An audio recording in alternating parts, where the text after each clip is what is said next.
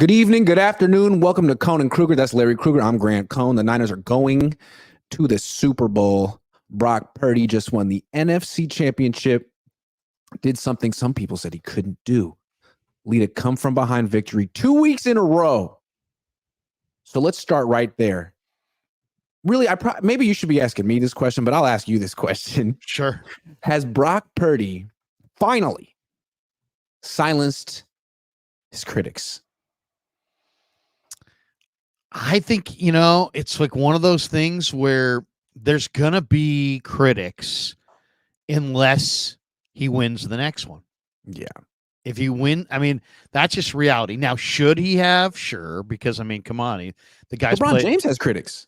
Yeah, and everybody's got critics. Territory. Steph Curry has critics. Right. You're going to and you're only as good as your last performance, right? No matter what you do, you're only as good as your last performance. But to me, in some ways, I think that he can kind of forever silence all of his critics. I know a lot of younger Niner fans would never believe this, but Joe Montana had won a Super Bowl in 81. And when he went into that 84 Super Bowl against Dan Marino and Don Shula, there were still a lot of people that were like, yeah, he's a product of Walsh. And now he's going to go up against a real quarterback with a real arm, and it's going to be lights out for Joe. And then Joe won that game and was the MVP of that game, though Roger Craig could have been named the MVP. Joe was the MVP, and I don't think that he was a made man from that point on. He had 2 rings. He had beaten Marino. He was on top of the sport, and never again really was he criticized until... He hadn't won an MVP yet, though. Still, there were some questions about him. Yeah, no, and there were other guys in his era that were damn good, but there were people that were like, there was a solid drumbeat of Joe's a product of Walsh, because Walsh's offense was so on the cutting edge back then, and so there was like, Joe's a product of Walsh until he beat the Dolphins. And if somehow Brock Purdy can beat the great Mahomes and the Chiefs and vanquish them and win the Super Bowl, I think he's going to be in a totally different level. I don't think you're going to see...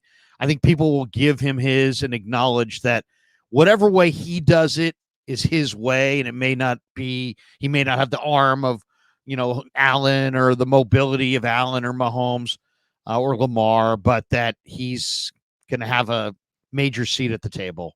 So I think the next one really will go the greatest distance to silencing the people who want to marginalize him. Okay, hold on. Wait a second. That was a little charged, what you just said. People who want to marginalize him. Yeah. I don't want to... I'm going to represent the Brock Purdy critics. Okay. Someone has to, and I'll do it. I don't want to marginalize Brock Purdy. I like Brock Purdy. Like, we know Brock Purdy. Brock Purdy is a very professional, down-to-earth, nice guy, at least with us. So I don't want to marginalize him. I don't have anything against him. But I am the skeptic here. And I feel like if you're approaching him from that lens, like, man, he is on a really good team, and he might be a product of this system to a degree, and it's hard to say exactly how good he is. This game was kind of a Rorschach test. I feel like if you like Brock Purdy, you focus on how he finished it. If you're skeptical of Brock Purdy, you point out things like, man, he threw another couple passes that could have gotten picked and one that did. Like, the running that he does is great. I don't think anyone has anything to say about it. Everyone's like, wow, that's amazing. He can really scramble, like everyone. But in terms of the throwing, the interception was a Jimmy Garoppolo pick, if you wanted to be a jerk about it. Well, did his hand get hit, or did the ball get hit somehow? I didn't see the ball get touched, but when I watched it again, I guess... Anyway, because Debo wasn't open. Right. And the ball fluttered, but how much of it was because of it was being tipped? I don't know. It wasn't a good play, that's for sure. And he's made some negative plays. They were 10-point favorites against the Packers. They were 7-point favorites against the Lions. Both of those teams have mediocre to subpar defenses, and he wasn't great.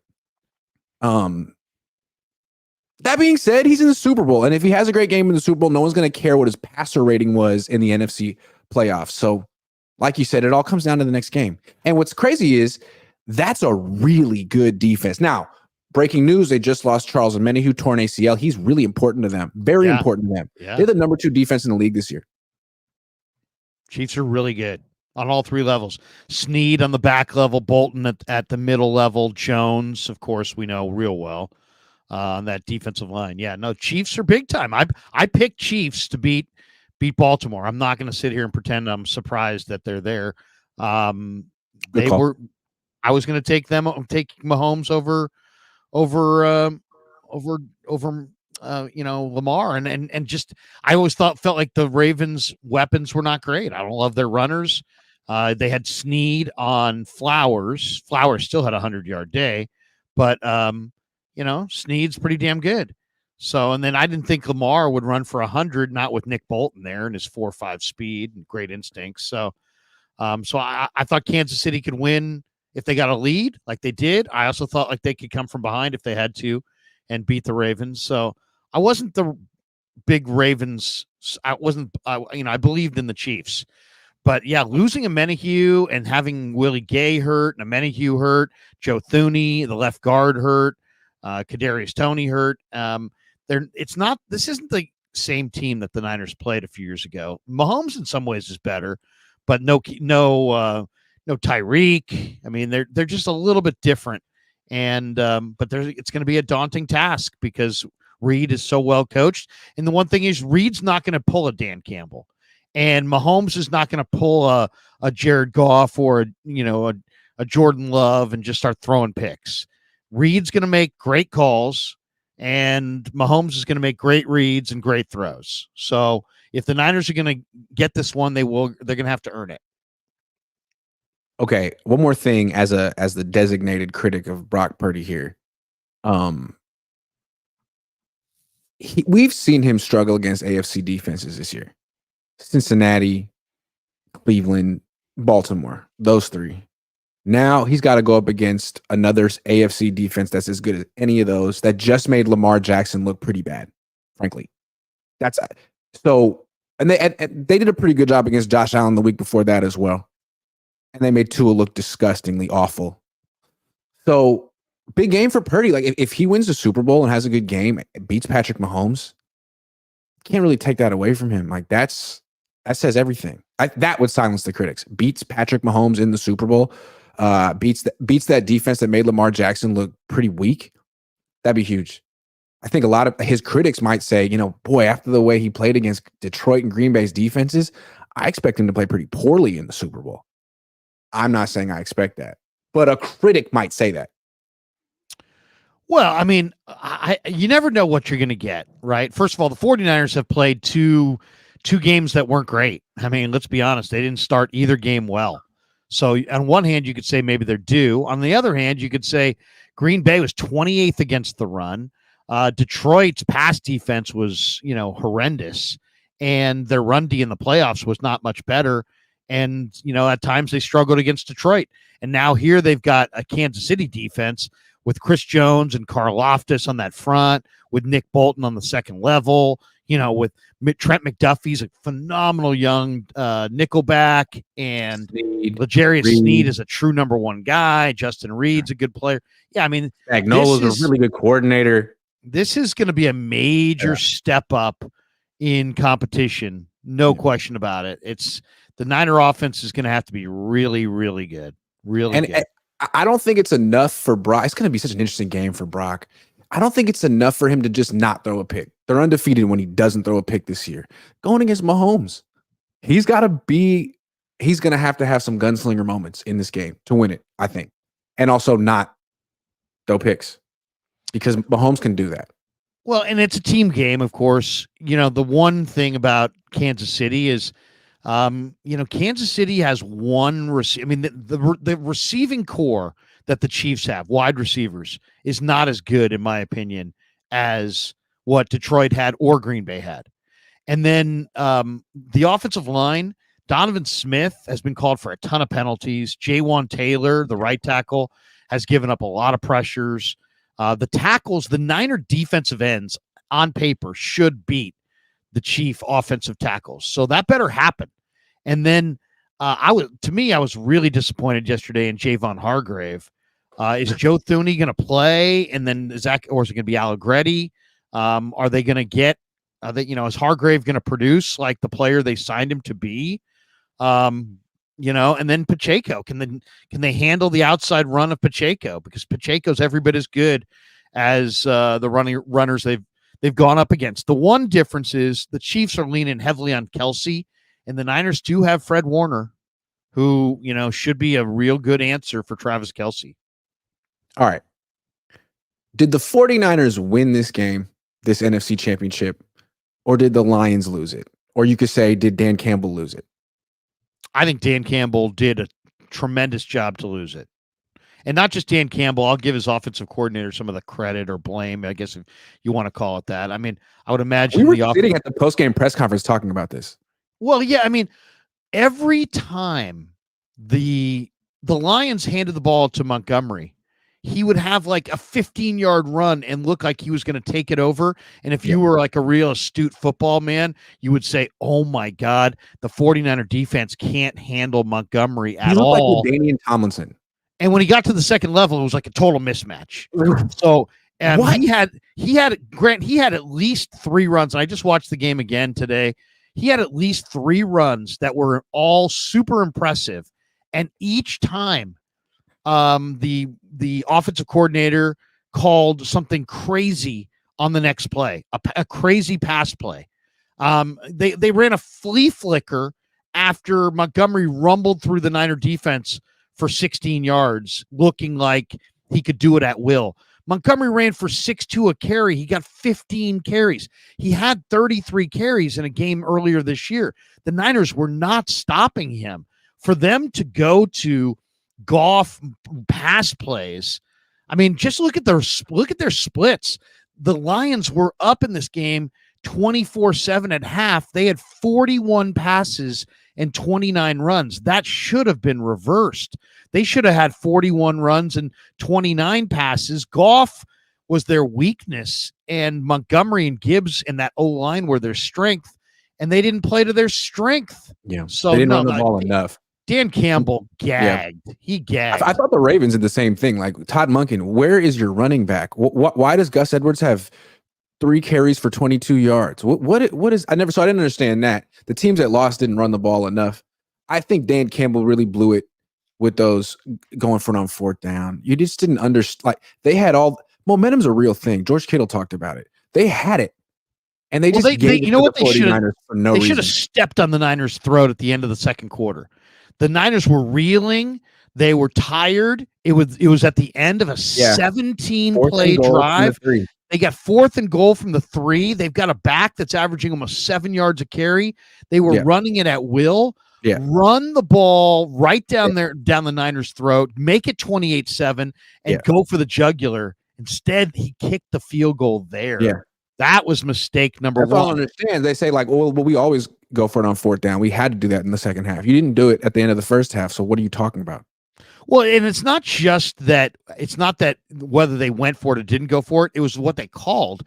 Why are you having Goff drop back to pass on 4th down when you did go for it? Run the ball. The 49ers, every time they didn't hand the ball to Montgomery or Gibbs, the Niners should have been doing cartwheels. There was a 3rd and 13, and they handed it to Gibbs. He ran for 13, and he got the first.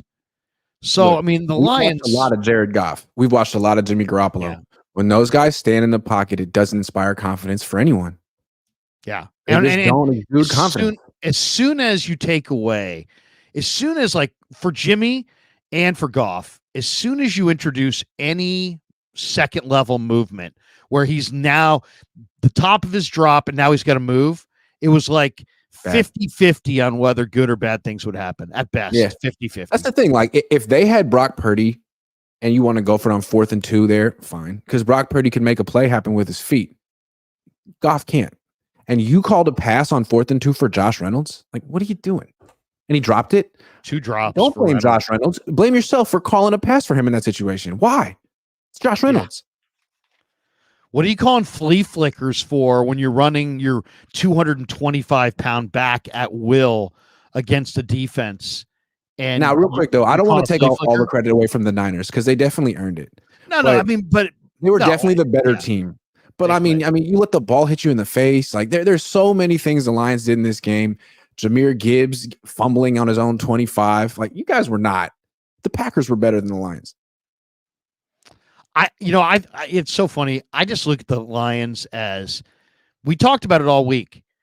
Would the Niners' experience be an advantage? And when we asked Warner about it, he said, no, it's more Levi's. And you can understand what he meant by it, because as soon as Gibson popped the ball out and Armstead grabbed it, the place erupted, and suddenly the Lions started dropping balls, and they just weren't the same team once the momentum swung, and you could feel the place rocking at that point. That was one of the few times Levi's has ever really rocked. And I thought that was huge. But, momentum was a big part of this game for sure. But, I mean, and not to take anything away from the 49ers, they made several plays in this game. I thought Jair Brown was spectacular. But, I mean, to me, the Lions, kick a field goal here or there. The Niners had that one drive where they were settled for a field goal coming out of the locker room in the third quarter. Lions get it back. If they just settle for the field goal there, you've negated the entire last Niner drive. I don't think Campbell understood what a kick to the gut, even a field goal, would be. And ultimately, I was hoping that the Niners would get a turnover. And when Campbell went for it on fourth down and didn't get it, basically they had gotten the equivalent of a turnover. Absolutely. So the Lions got exposed. We'll see what happens to them in the future. Let's get a couple. They're coming, though, man. The Lions are going to be damn good in a year. Let me argue with that one real quick. They're going to lose Ben Johnson. They're going to give a lot of money to Jared Goff. Right there. Losing Ben Johnson. But look what they have. Look what they have. They have a great receiving tight end. But it's not enough. They've got a true number one receiver. They've got Jameson Williams is going to get nothing but better. Those running backs are really, really good. That offensive line is intact. As long as Jared Goff is their quarterback, you're not worried about them. You're not. But they're going to get better. See, the one thing about the Lions, they'll get better on D, because right now their D line's Aiden Hutchinson and just three dudes, and their linebackers are just kind of and their secondary lost Manuel Mosley, and it's not great. I don't want to talk about the Lions. Their history. Okay. They're out. Forget them. Sorry. Forget the Lions. Fish and Chips. Brock 2 weeks in a row overcame the scheme fire. Hey, man. Brock running around is a lot of fun. He reminds me a lot of Jeff Garcia. And maybe he's better than Jeff Garcia, maybe not, but I think that's high praise. I love Jeff Garcia as a kid when I was a Niner fan. Bigger arm than Garcia, I would say. No way. Yeah. Absolutely not. Jeff Garcia could drive the ball. Jeff Garcia was yoked. I've scouted Jeff Garcia in the Canadian League. I love Jeff Garcia. He was a lot of people don't realize Jeff Garcia was a Pro Bowler. Hell yeah. So he was really good. What I loved about Garcia is he was a son of a coach, and he played with tons of urgency. But Brock, I think, is a little bit better than Garcia. Maybe. I mean, Garcia never won an NFC championship. Too Much Sauce says Kyle Shanahan is now the comeback king. Josh Bourne says, I like that Brock Purdy is quiet but has an inner dog. His psyche could make a difference. For sure. James Hennessy says Kittle needs to date Katy Perry for even matchup. Funny because it's true. Fish and Chips. Pack was weak against the run. Kyle Shanahan came out passing. Lions weak cover. Kyle Shanahan came out running. Kansas City, a good defense, but weak underneath pass. What happens? Shots deep. Dazza says second half comeback was amazing, but they can't decide to start playing in the second half against the Chiefs like they did against the Packers and the Lions. Maybe they know that. The Chiefs, though, didn't score a ton of points in this game either. And really, you could say they kind of got lucky too, right? If Zay Flowers doesn't fumble through the end zone, that's a tie game. Yeah, I don't think this Chiefs team is as good as the Chiefs team that they lost to. Do you? In the Super Bowl? It's a better defense. Here's the other weird thing, though. Why are the 49ers, who have the lesser defense, and you're going against Mahomes, who's the signature quarterback of this era, why are the Niners favored? Well, we're going to talk about that in a minute. You keep bringing up all the topics, but okay, sorry. That's a really good one. What real quick with the Chiefs, are they not better than the team that won the Super Bowl last year? Their tackles have been penalized heavily and have gotten burned. Okay, so that's a good point. Their offensive tackles are pretty. Donovan Smith is terrible. I don't understand why he's on that team. Yeah, and Jawan Taylor's not a whole lot better. And now Thuney's out, but my good buddy Nick Allegretti started at left guard, and Allegretti's a tough. He's a really underrated backup. But they're weapons. I mean, let's be honest. Kelsey's a year older, playing well in the playoffs though. Yeah, but I mean, the Niners, they're leaning on him right now. So like before, Rashee Rice is better than Juju. Rashee Rice is good. Rashee Rice is good, but they're a one wide receiver, one running back, one tight. I mean, they've got three offensive. They got three weapons. They got three weapons. They got three weapons. Mahomes running. Hell yeah! So I would say, how much does he need? It's Patrick Mahomes. Yeah, I mean, I would say they're not as good because I think their tackle play and their last year they had the same group, right? Like they had Jerick McKinnon as well. This was not Kelsey's good year. He's had an awesome playoff run, but the Niners might have a chance to shut him down. Right all now, they're quite similar to the team that got it done last year. That's all I'm saying. They're definitely comparable. But I'll say this: Kelsey's not quite as good. At least wasn't in the regular season, and we'll see what he'll do against the Niners. Taylor Swift's been encouraging him recently. And Taylor Swift's power. If you take away their rookie receiver, who do they got? I mean, Marquez Valdez-Scantling. I think the Niners are going to have more success. There's no Tyreek Hill. Lit up the Niners last year, by the way. But the last time they faced him, they had Tyreek Hill. And they don't have Tyreek Hill. Well, they faced the Chiefs last year, and the Chiefs put 44 on them. Right. So, but that was and that also was Mooney Ward out or playing with Mooney Ward was not out. Well, he was Armstead was out. No, but Mooney Ward was not Mooney Ward in that game. He had a bad groin injury and he played with it because he was his former team. But he didn't play great. No, I mean, let's be honest. The Chiefs have toyed with the 49ers. If you remember in that game, didn't Reed use Hardman kind of in the same way that the Niners used Debo? Didn't they kind of, I'd have to go back and watch that game, but didn't they kind of toy with Kyle in the red zone? Like we're going to do some things that you normally do. I could have swore in that game. They put up 44 in that game, didn't they? They did. Yeah. It was jet sweeps. I remember that game. They jet sweep him to death. Nee says, mentally, do you think this comeback gets a monkey off Kyle's back that potentially fixes some past errors repeating? We also defied Kyle's own philosophy about teams that score at the end of the half win 90%. Yeah, I think so, man. The way that they erased a 17-point deficit in 8 minutes, people are never going to forget that. And if he loses the Super Bowl, it doesn't like condemn him as a coach. Like there's no shame to losing to Andy Reid and Patrick Mahomes. So I think the way they won this game was big for Kyle and Brock. Frankly, I mean, you got to climb. The only thing is that Kyle's got the moniker. He's the best coach in the league without a ring. So he's got to win the next one to shake Andy that Reid label. Might be the best coach, period. Yeah. I mean, he is the best coach. Right now, if you asked every coach in the NFL who's the best coach, I think Andy Reid. People would say Andy Reid. And that's the thing. We were talking all year about who the MVP is. Is it Brock? Is it Lamar? You know who the MVP is? Patrick Mahomes. I don't care what his numbers are. Look at him now. You know what I mean? He's the best player in the league. Yes, I know you can't just give him the award. You can't do that. But Lamar deserves the award. Yes, he does. And I wouldn't vote for Mahomes, but that's the answer. Ty Bud Cohn, chicken pox. Larry, where can I rewatch the game? Man, I haven't been sleeping well. I've been drinking too much coffee, and I'm like breaking out over here. I got to work on my adrenals, or I have chicken pox. Mike Monahan says, "Brock, nothingness." I never had chicken pox. I got like the if you scratch them and they bleed, then you get like scars. Well, that's what I'm going for. Hopefully I get as many as possible. Mike Monahan says, Brock, nothingness but net. Purdy, fadeaway jumper to JJ was Mahomes-esque. That was incredible. I've never really seen that. That was risky, man. James Duran says, Brock Purdy wins on the highest stage with elite trick shot ability. I hope. He does have trick shot ability. I like it. Flavor Reborn Restoration says, any news on if Ambry Thomas will play in the Super Bowl? Not yet. It's kind of a big one. We'll see. Flav says, Ravens stupidly went away from the run and Kansas City secondary is their strength. Shanahan won't make the same mistake. CMC should eat. And Brock is better from the pocket than Lamar. Niners going to win. I mean, at least I like the fact that Flav's got some actual football reasoning there. I've yet to watch Ravens Chiefs because I only watched it like in the parking lot because I was doing the pregame on the radio.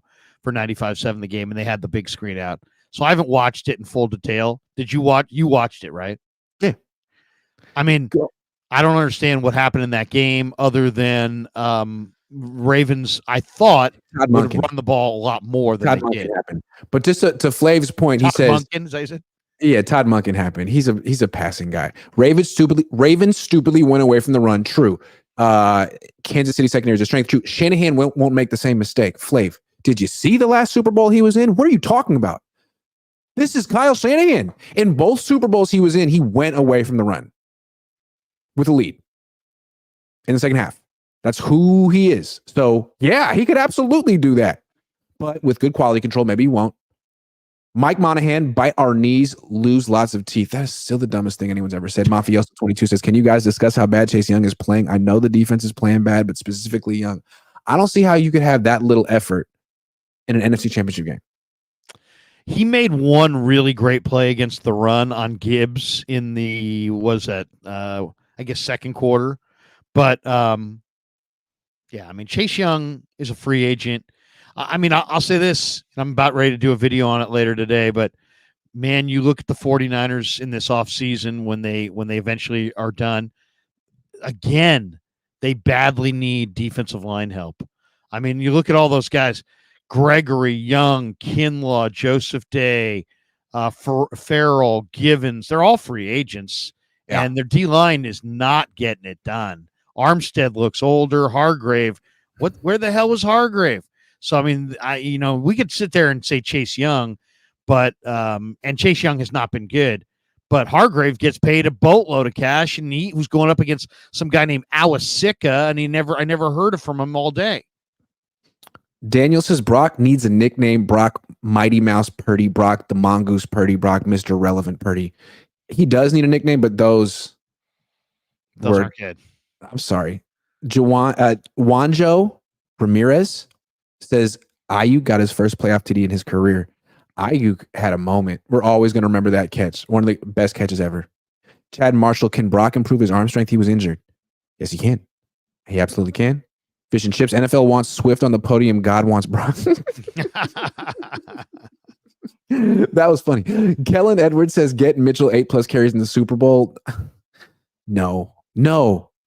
This is the last game of the year. You can use Christian McCaffrey as much as you want. You don't have to pace it anymore. Barry Baller 18 member for 29 months. Thank you. Matthew Sanders. I think we can all agree that the real winners are all of us, since we don't need to listen to Greg Olson step on the broadcast for 8 months each.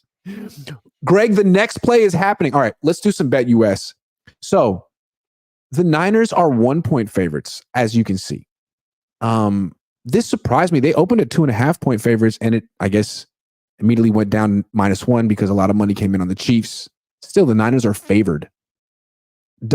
Why is, I guess, the question. I mean, it's shocking. I think it's shocking. I mean, I think the public is going to be all over Kansas City. I think they are because, I mean, look, Kansas City just beat Baltimore in Baltimore. They just beat Buffalo in Buffalo, and the Niners barely got by the 28th rated run D in Green Bay and a Lions secondary that's not very good at home. But my friends who know the lines and how it all goes says that it's more likely to go to Niners -2 than it is for Kansas City to become the favorite. So I'm not sure what Vegas is seeing, to be completely honest, Grant. It makes me feel good. I like a game like this between two teams and a neutral site, and watching the team that I want to see win favored, because that tells me that maybe Vegas knows something we don't know. I don't think Kansas City's as good as they were 4 years ago. I know that.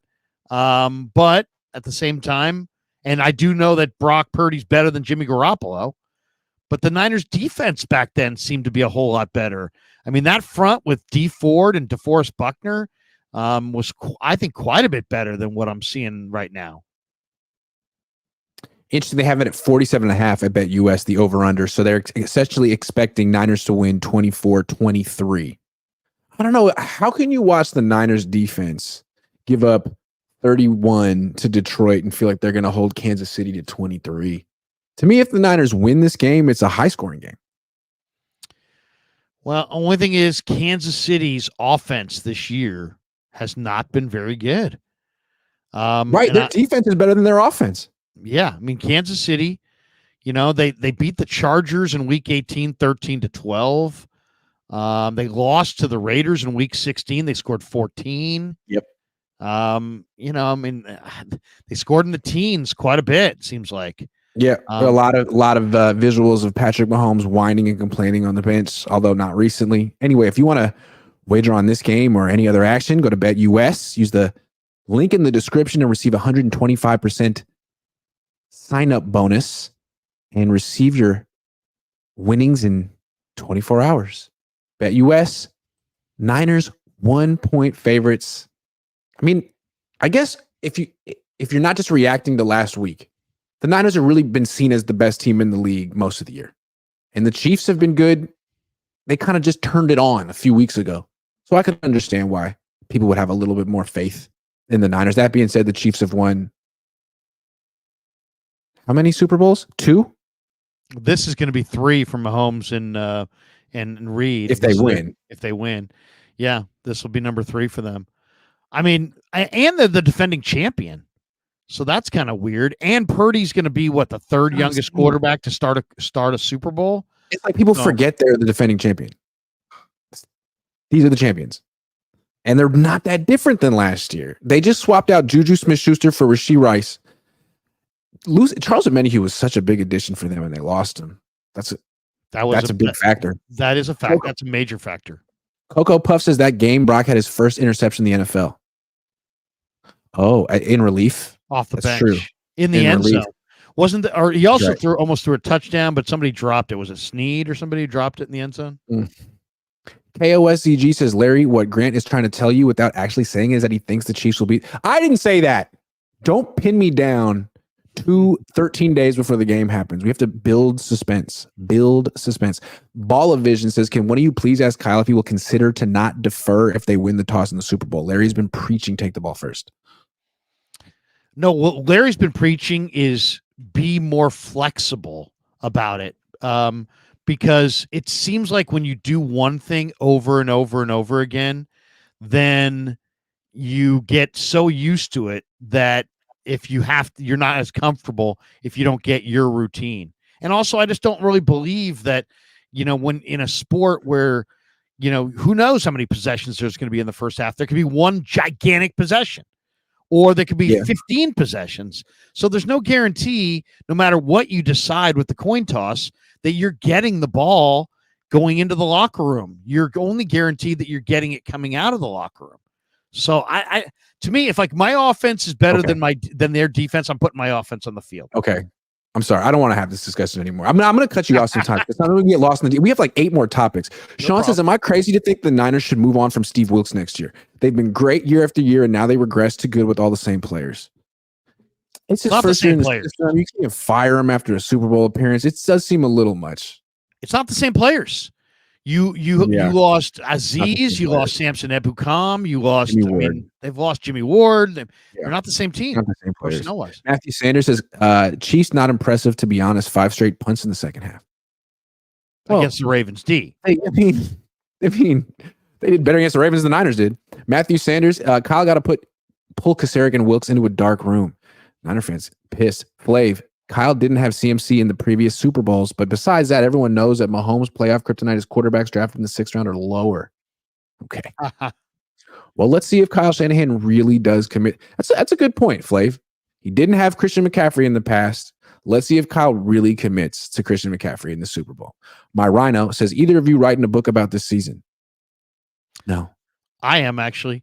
There you go. There you go. And it will be out within a week or two. So, or within a month, let's say, within a month it will be coming out. Cool. It's going to focus on the 49ers from the end of and I've never written a book before, but now that you ask, I'll tell you the truth. I'm working on a book that chronicles the period of history from when they won the Super Bowl with Mike Shanahan to this point. So I guess, who is that? Who is it? KOSCG. Grant, I guess what Larry is trying to tell you without actually saying is that he thinks the 49ers will beat the Chiefs. No, that's cool, Larry. Everyone, check out Larry's book when it comes out. I'll send you. Let's talk about setting the edge real quick. This was a little topic that came up on the conference call. Were you listening to it? Yeah. Okay. So it was Matt Barrows who asked it. It was a good question. What's up with these DNs? Why are they doing what you're asking them to do? And Kyle Shanahan essentially said yes. When they get blocked down, they're not really in charge of setting the edge. It's either a cornerback or a safety who's in charge of setting the edge at that point. That essentially the D end is trying to spill the runner further to the outside and into the waiting arms of Travarius Ward, Diamador Lenore, Ambry Thomas, or Jair Brown, or Tashawn Gibson. And it sounds like those guys have been whiffing a little bit. We saw Logan Ryan whiff big time against Aaron Jones, but it's interesting to hear Kyle put it on the DBs. I think he's right. I mean, it seems like every time we talk about setting the edge, it all becomes this gigantic Chase Young conversation. And it's not. In this defense, he's right. You got to have, who the Niners really miss? Who they had who was great at setting the edge? Emmanuel Mosley. Emmanuel Mosley was awesome at setting the edge, and Jimmy Ward was too, and Tart was really good at it as well. But isn't Travarius Ward supposed to be one of the better tacklers at corner? Maybe not recently. Yeah, well, he's definitely a bigger bodied guy for sure. And Lenore he was the best tackling corner in the league. D'Amico used to say that, but maybe not recently. Diamador's been throwing his body around. Oh, Diamador was quiet in this game, but he's had a huge playoff run. But to me, it's Gibson and Logan Ryan that really struggled in that Green Bay game. And I thought, you know what? We talked about it. I almost begged for it. Jair Brown, starting him over Logan Ryan probably was the difference between winning and losing. Logan Ryan was an absolute sieve last week against Green Bay. Could not make any plays at all in the backfield. He missed a couple tackles. Jair Brown had 10 tackles, 5 solo, threw his body around with reckless abandon, man. Imagine and they still ran for days. Imagine what they would have done without Jair Brown. Yeah, I want to go back and watch the film on that one and see on those outside runs, which of these DBs are not making the play, because Kyle pointed the finger directly at them. All right. Do you think the 49ers can stop Isaiah Pacheco? They really couldn't stop David Montgomery or Aaron Jones. You could argue that those teams should have fed the ball to those two running backs more. And if they had, they might have won. Here comes Isaiah Pacheco, and he just got like 20 carries in the AFC Championship game. They're committed to using him. What do you think? Can they stop him? This is going to be a huge challenge, right? Because he's 24. He's got the perfect running back build. He's 5'10". He's 216 pounds, so he's got pretty good heft, but he's also really fast. And yeah, he's good. He's really good. Now, the question is this. Sometimes Reed gets kind of like Kyle, and he gets a little pass happy. Isaiah Pacheco only had 11 carries against the Raiders on Christmas night. He had 15 carries against them right around Thanksgiving for 55 yards. I mean, you look at, he's had games where he was healthy, where he had 8 carries, 13 carries. So sometimes they forget about Isaiah Pacheco. They don't ride him. I mean, he's only had 20 carries in one game all year. So they don't use him. Yeah, last week, yesterday, he had 24 carries yesterday. He had 24 yesterday. But in the regular season, he had 20 against the Jets in first week in October. That was the only 20 carry game he had the entire time. Now he's had 2 20 carry games in the playoffs. But also I'm more concerned about that. That's the trend now, how they're playing now. 2.8 a carry, though, is what he got against Baltimore. So I'll take 2.8 a carry. Baltimore. The Niners have a run defense issue. I know. So, yeah, no, I think it's going to be a challenge. I don't think he's as big a challenge as Gibbs or Montgomery, Jones. Those guys were hot. Gibbs is incredibly fast. Montgomery's even more powerful. But he's like a combo. He's like a cross between the running backs they faced. Yeah, he's going to be a major problem. I think it's interesting if you go back and look at the Super Bowl. The Chiefs were more committed to running the ball in that game than the Niners were. The Chiefs ran it 29 times, the Niners ran it 22 times. Damian Williams got 17 carries for 104 yards, and Raheem Mostert got 12 carries. So maybe there's a little bit of element of Andy Reid saying, "Oh, you're a run game guy. Well, let me show you how it's done." And there's one you mentioned earlier in the show, like, well, the Chiefs only have Pacheco, Kelsey, Rice. True. What they could do, it'd be interesting. The Lions had some success with 2 tight end personnel, also 6 offensive line personnel, like heavy stuff. Wilkes wasn't really doing anything to counter it. And the Lions didn't have much of an explosive play action game to pair it with. But if the Chiefs try that, 3 tight ends, they have a lot of tight ends. They go 3 tight ends, pound the rock with Isaiah Pacheco. And if the Niners finally put an 8th man in the box to try to stop it, wow, what a play action passing game the Chiefs could put together. It'd be a whole different thing. So it's not just can they stop Pacheco, but can they stop the combination of like a 13 personnel rushing attack with Pacheco and a play action attack to pair with it? That's going to be tough. Well, and if you saw that Ravens game, I mean, the one thing that did stand out when they got in the red zone, they ran it behind the Chiefs have been for years with different personnel really dominant in the interior 3, going way back to Dave Zott and all those guys. Now they've got Creed Humphrey, Trey Smith, Joe Thuney, and Allegretti subbed in yesterday. When they got down in the goal line, they faked a lot of east-west, but they ran through the A gaps. They ran Pacheco inside behind Creed Humphrey. So this is going to be an Eric Armstead, Javon Kinlaw, Javon Hargrave. Those 3 guys are going to have to step up inside because the run is going to come right down their throat, and the Chiefs aren't going to be fancy about it. It's going to be here it is. Here's our super electric 215-pound, 24-year-old running back behind our great interior O-line. Let's see if you can stop it. Yeah, because you keep saying that the Chiefs were better in 2019. Maybe. They were definitely different, right? So in 2019, they had Tyreek. They still have Mecole Hardman, but they had Sammy Watkins. They had a lot of speed, and they were like an 11 personnel team, right? They would do formations with 3 wide receivers on one side and Travis Kelce flexed out to another, all kind of that stuff. Now they're not like that at all anymore. They're built around their offensive line. They have lots of tight ends. They can sort of be big and physical if they their running back is more physical than the Niners running back. They can be very physical. Their offensive line is freaking physical. It's a different team. It's interesting. They just don't, like before they used to have depth of weapons. Now you pretty much know who's going to touch the ball. It's going to be Pacheco, Kelsey, and Rice. And like those are the guys now they're handling 2 or 3 times a game, and when he catches it, it's like for 30 or 40 yards. So you got to worry about him. But other than that, like no one else is gonna touch it. But you know that who's gonna get it. And Rice is a rookie, and if you look at his game log this year, it's not consistent. He's had some incredible games, and then he's disappeared. So like a lot of rookies, some days, he had 79 catches for the year. But hold on though, when he's targeted, Mahomes' quarterback rating is 123. That's one of the things I look at. Maybe that's he's a tremendous, but only 1 pick, 7 touchdowns. He's great against Miami. He's good after the catch. He's very good after the catch. Yeah.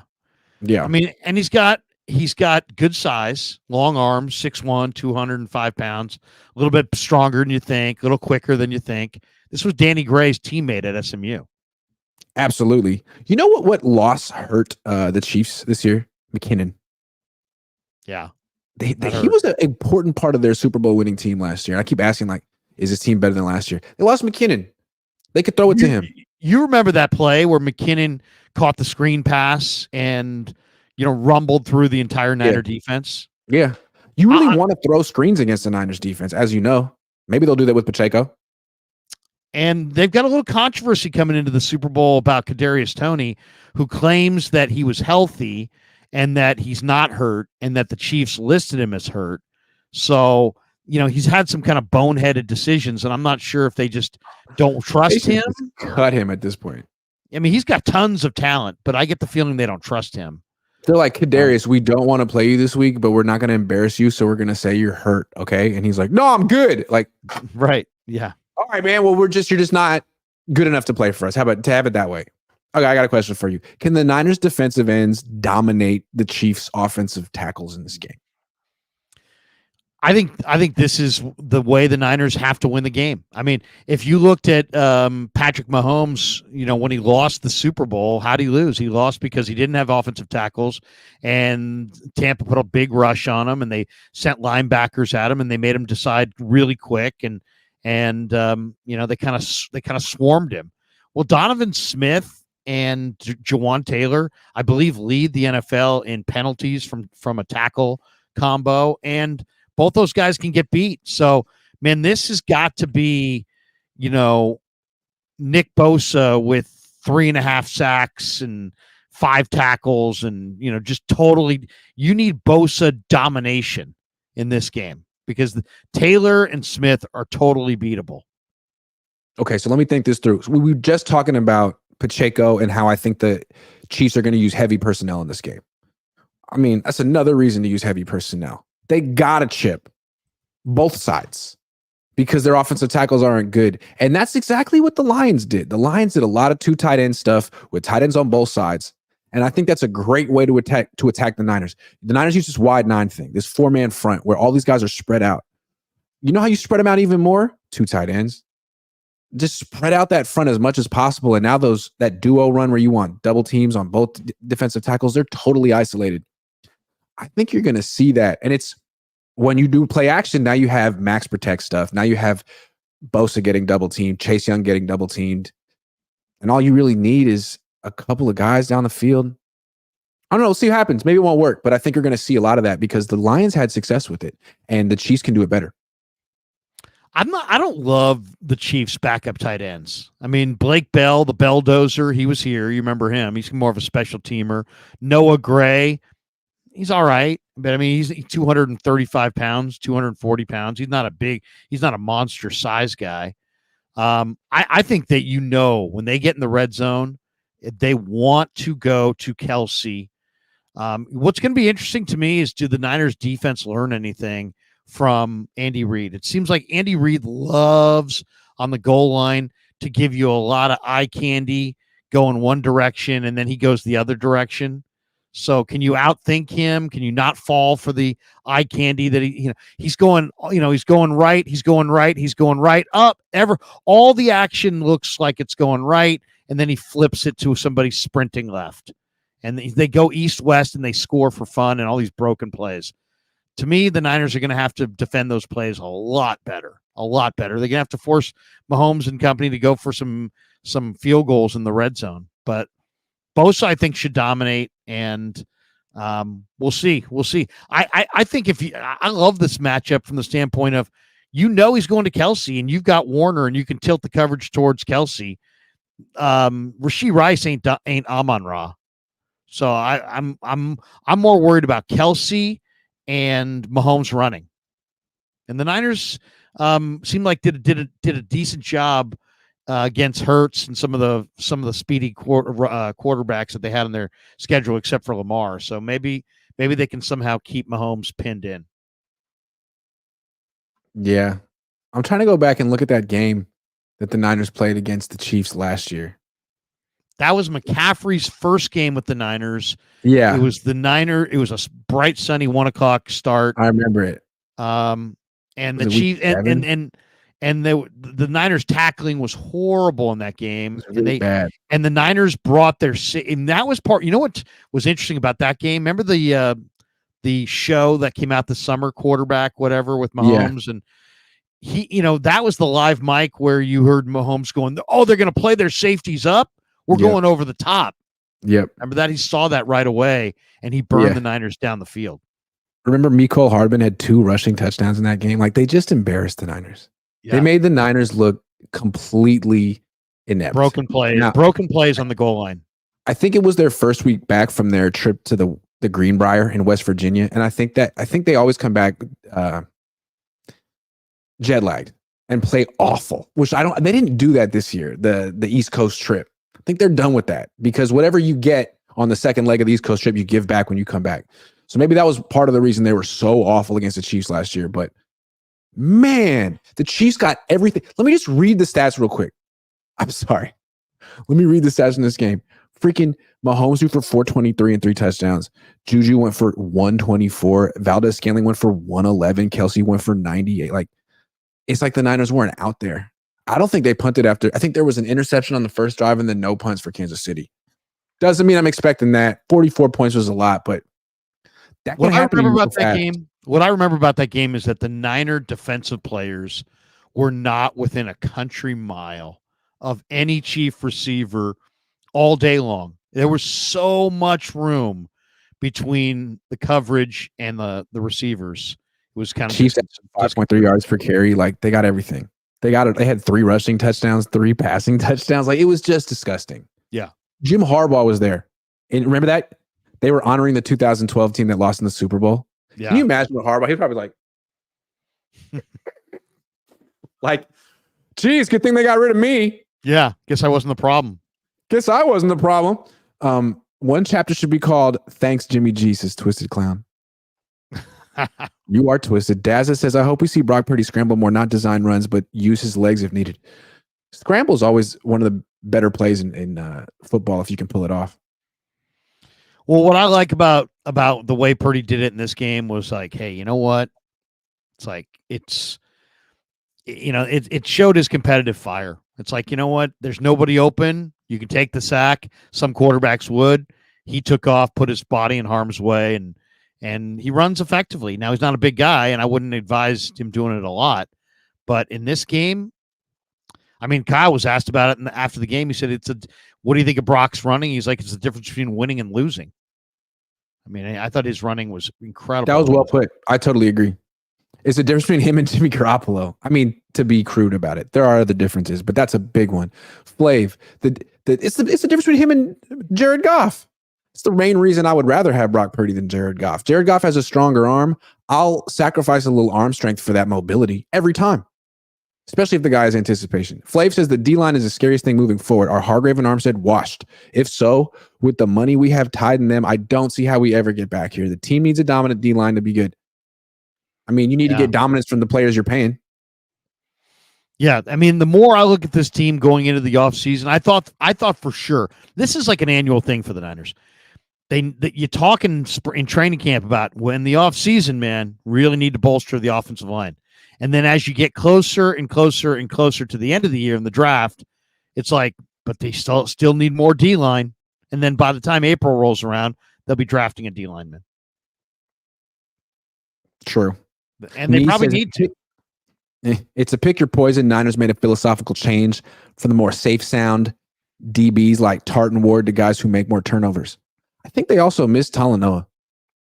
People don't talk about that very much, but I think they miss him big time, both against the run and the pass. They wanted big thumper, safeties. They had Whitner, they had Goldson, then they obviously had Ward and Tart, but those guys had terrible hands and never could catch an interception. So what they wanted was productive interceptors, and that's how they centered on Gibson. And Gibson is a productive interceptor, and he'll make a few plays, but he's not consistent against the run. He's not consistent as a pass coverage guy.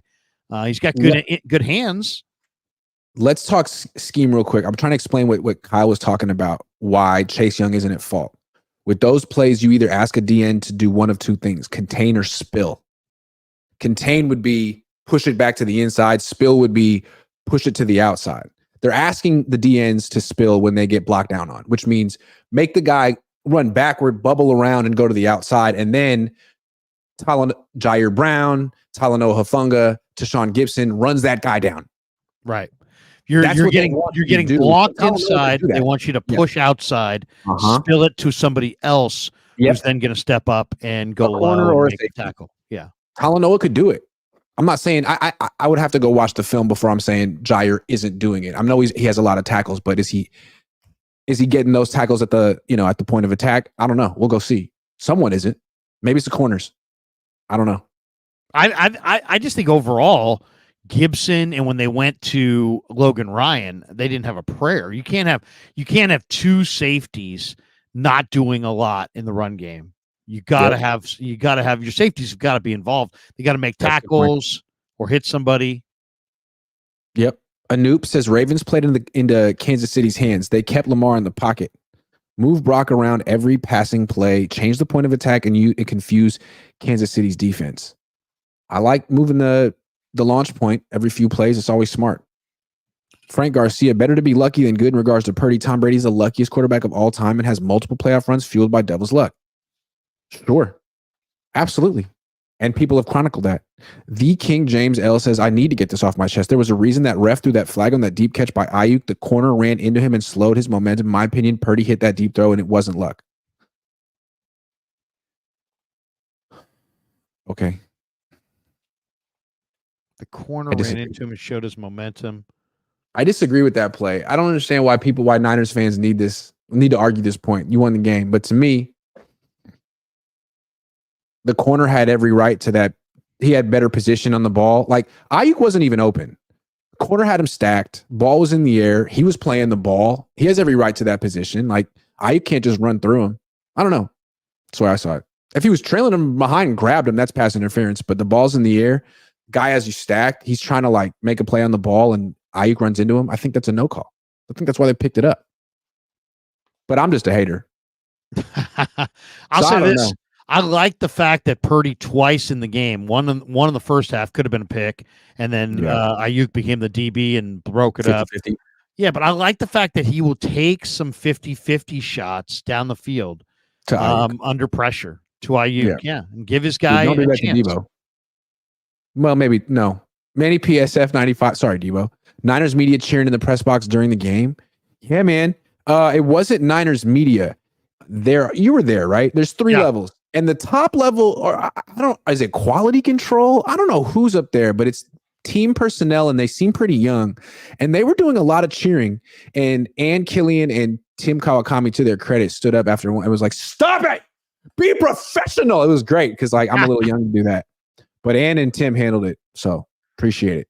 There shouldn't be cheering in the press box, and that was Niners personnel. The press box is like it's a monster box with hundreds of seats, and designed it's very clear that it's not all press. No. And then you also have Candlestick was a lot smaller, that press box, and it was just press. Now you also have people who are cooks and prepare food and have day, they work their game day staff, and those people often are fans. So you know what I mean? That they didn't sign up to serve food at the game. I think it was people in the top row, and those people are all Niners people, and I don't know who they are, but the people wearing Niners logos. To me, I think the people who serve and cook all know the rules and are above board. The Niners need to police their own. I'm talking to you. Hold on. Daz says Brendel Burks, Feliciano versus Chris Jones is a concern. Brock Purdy will be under pressure. Chris Jones always gives the Niners a tough time because he's just so big. He's like the opposite of Aaron Donald. He doesn't beat you with quickness. He just beats you with brute force. Oh, he's awesome. The guy's awesome. Yeah. Are you kidding me? He's the defensive tackle that you can line up at defensive end and he can still get push. I mean, he's nasty. He's fast. He's strong. The guy he literally is Reggie White, Bruce Smith, all rolled into one when he plays the Niners. I was watching the replay of the games and noticed on 2 occasions, Chase Young just standing there as someone else was making the tackle. I think you meant to say. Yeah, there's a lot of clips of Chase Young just kind of going through the motions. Well, the worst one for sure. Gibbs. The Jahmyr Gibbs 16-yard, back and forth. He's cutting across. You can't be. I don't see how you have a loaf like that in an NFC Championship game. How? You have the next week off. You just, What are you waiting for? He made some good plays in this game, but that one he was literally the running backs running by him, and he's not diving at him. So he's pacing himself for March football. The season goes on. It's a long season. Maurice Stallworth says play that changed the game, in my opinion, was Greenlaw's huge hit on Laporta. Literally stopped their momentum for the first time and made them take a field goal. Greenlaw. He's clutch. Brian Woods, good call. Larry, your client, Gardner Johnson, didn't look smart waving goodbye to everyone that early in the game. Dude talks more than he plays. You know what? You know what his problem is? His problem is that he's fueled more by his anger than he is by his ambition. If he was more ambitious and wanted to go to the Super Bowl and was thinking about winning at all costs, but I get the feeling that he was thinking about, he had Debo was living rent free in his head, and he was thinking about killing Debo. And as soon as he got an opportunity to cheap shot him, he took it. And he was thinking about detonating and delivering the knockout blow all day. Yeah, I mean, Chauncey Gardner, some guys play for the money, some guys play for the girls, some guys play to F stuff up, and he's that guy. He plays to F stuff up. Christopher Kyrus just writes the same thing again, but without the typos. I appreciate it. Yes, Chase Young is not going to get paid a lot of money this offseason. He would have to have one hell of a Super Bowl, and even then, people don't forget your whole body of work. Matthew Sanders, do you think we can get inside their heads at all? They call it championship blood, but sometimes they act like babies. Can we provoke that behavior? Yeah, beat them. Once they're losing, they act like babies. Just get a lead. Who are we talking about? Kansas City? Yeah. When they don't get calls, they act like babies. I don't know how you provoke that. Lieutenant Dan is better than Chase Young. Lieutenant Dan. Yikes. He didn't have legs. Lionel says, in your opinion, what do you guys think have contributed to the significant decline in the Niners' run defense? Is it personnel? Was it the loss of someone like DJ Jones? Well, they lost Afunga. That's a big one. I don't think people acknowledge that. But also, I think Steve Wilks has sort of changed up some things. I think it's all personnel. I think, think about it. You had Azeez Al-Shaair, Samson Ebukam, Emmanuel Mosley, Jimmy Ward. I mean, Jimmy Ward was a harder hitting safety than all their safeties now combined. And Ebukam was really good at setting the edge. And Azeez Al-Shaair was like having another Warner or Greenlaw. I mean, and Mosley's one of the best edge setting corners. He's 6'1", super physical. You lost all those guys. It's personnel. They've got to get better personnel against the run. And I mean, obviously Afunga, doesn't help. But Afunga was falling off a lot of tackles, as well. But his ability to attack the mesh point in the backfield, especially early in the year, was just like, what? I mean, he has an uncanny ability to snuff out the run right at the mesh point with the quarterback, and that's a skill. Fish and Chips used this. Kyle Shanahan only over 33 times. Bears, Raiders, LA. Their offense, it's been not as good, but they did just beat Josh Allen and Lamar Jackson in back-to-back weeks, which is quite impressive. John L. Grant, what are your thoughts about the Seahawks potentially stealing Chip Kelly from the Bruins? Please take him. Please take him. Please do it. Please take him as the head coach, as whatever. Just take him away from UCLA. I want to root for UCLA again. I went there. I can't support that. Chip got a rep as an innovative offensive mind, and in reality, years ago, being around him, it's pretty clear to me that he had marginal offensive plays run at a breakneck pace. If you want to call that, innovative, go right ahead. But to me, I just call that, recklessly calling bad plays quickly. That's a fair description of the Chip Kelly offense. Recklessly and calling faster, and nobody in the postgame could talk faster than Chip Kelly. I mean, nobody. He's like, yeah, dude, what the heck? Dude, there was times where I wanted to go, Chip, are you going to be all right, dude? It's like nobody talks faster than Chip Kelly after a defeat. It's true. You can't speed talk your way out of this one, buddy. Dazza says, shouldn't be designed quarterback runs, but Brock Purdy scrambling will open up the run game more. Yeah, you got the green light, buddy. Do it. Harold McAllister says, why do we draft press man corners and then play the softest zones ever? Good question. Yeah, where's Luter? Here's why. Well, where's Womack? The press man corners they drafted? Luter. They drafted the whole press man thing was something D'Amico wanted to do. He talked about it. I don't know if Steve Wilks wants to do that. He's a big zone guy. So the Niners have been a big zone team for years. But the old saying is, if you match up, you play man. And if you don't match up, you play zone. So maybe it's the fact that the Niners hadn't drafted a first-round corner in like a decade. It was why they played a lot of zone, because they felt like they didn't match up. I think, though, the preference is to be able to have guys who can, in an ideal world, play both, right? So I would think that's what Luter was about. I think that's what Womack was about. But Yeah. I mean, I asked Steve last week a pretty direct question. Why can't Womack get on the field? What does he need to do? And he's like, well, I don't want to speak in specifics. I'd rather speak in generalities. It's like, well, how about generally, what does Womack need to do to get on the field? Because to me, I'd rather put Womack out there than Isaiah Oliver. Last question for you, Larry, then we're out. Okay.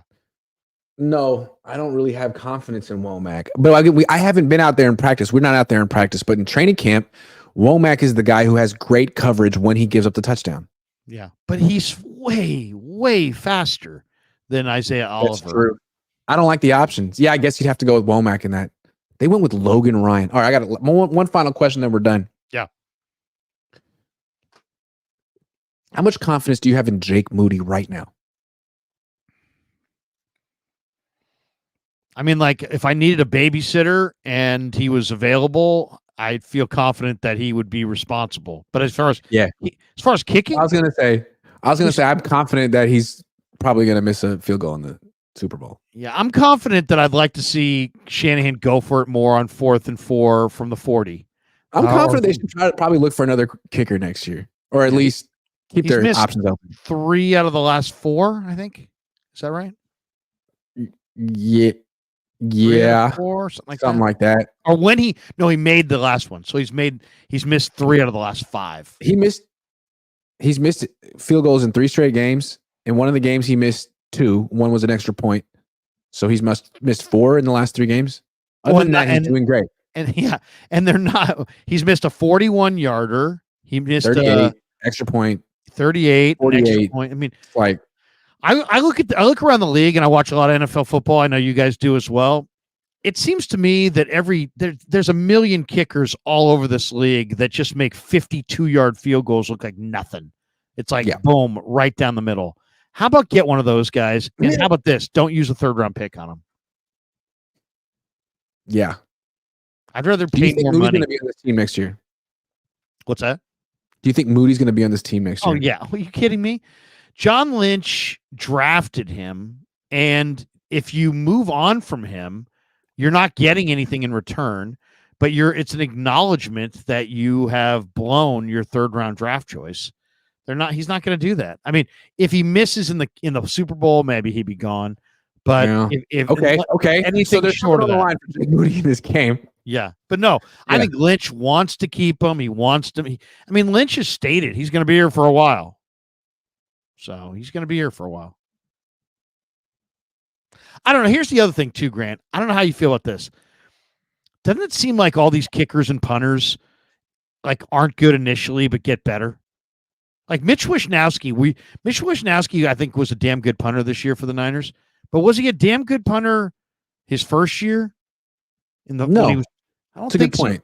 So maybe these guys get better. I don't know, but Moody's got a good leg. Here's the weird thing about Moody, and I don't know how you feel about this. I feel better about Moody from 53 than I do Moody from 43. I don't feel good about Moody. Period. Yeah. I'm sorry. He was doing great, and then the playoffs came up, and it seemed like he's falling apart, and I don't think it's physical at all. Pushing it right. Seems like he's more. Moody is making the ball drift right. Yeah, he pushes it right. 49er JoJo, thanks for the $2. I don't know, man. To me, what Vegas is saying 24-23 Niners going to be a 1-point game, rather low scoring. Well, Jake Moody's going to be important if that's what's going to happen. And Harrison Butker, good name, good kicker. Good kicker. Really good kicker. Really good kicker. So Jake Moody, don't be the reason this team doesn't, because they will throw you under the bus so fast. You have no idea. Ask Jaquaski Tart. Dude, you miss a kick in the Super Bowl to cost the Niners, you're going to go back to your room and the key card's not going to work. Yeah, they're going to make Ace Ventura 4. It's going to be about you. The key card's not going to work. You're going to go down to the front desk, and they're going to say, you have a message here, and the message is going to say, your stuff will meet you at home. Laces out, Marino. Sorry. That's the show. Larry, thank you very much. Yep. It's going to be the Niners are off for the next few days. They say they're going to be having practice Thursday, Friday, Saturday. So we'll see. I'll be in Vegas. You're going to Vegas now. I know, right? Where are you going? What day are you going? Sunday? Tuesday? Monday. You on Sunday? No, I think I'm going to go Tuesday. Tuesday. Oh, you're going to miss the opening night? Miss opening night. Yeah. Miss opening night. That's how I feel about opening night. Should be what fun, opening night is, right? It's like all those stupid questions from people who aren't journalists. No, not to look down my nose, but it's always like the stupidest questions you could imagine from some guy. I'm from the Cartoon Network. Who's your favorite cartoon? It's like that kind of stuff. Yeah, that's what it is. I think the players kind of like it because they don't have to give serious answers. Yeah. Or think. Yeah. Who's your hero? My hero is my dad. My neighbor's my hero. He put up a fence and he paid for it. Good evening, everyone. Good night. Thanks for watching. Take care. See you tomorrow.